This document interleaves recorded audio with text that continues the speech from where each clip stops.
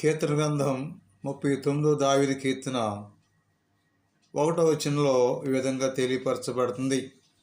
భక్తిహీనులు నా దగ్గరలో ఉన్నప్పుడు నా నోటికి చిక్కం వేసుకుంటాను, నా నాలుక నేను అదుపు చేసుకుంటాను అంటున్నాడు ఈ భక్తుడు దావీదు.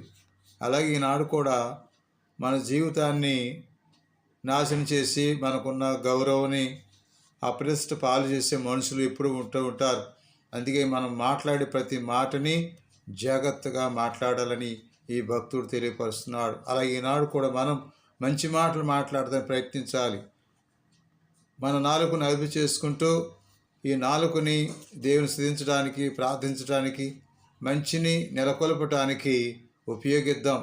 ఈ యొక్క జీవితాన్ని పవిత్రం చేసుకోవటానికి ఈ అవయవం అంటే నాలుక చాలా విలువైందని భక్తుడు దావీదు సెలవిస్తున్నాడు. మరి మనం ఎప్పుడు మెలకువగా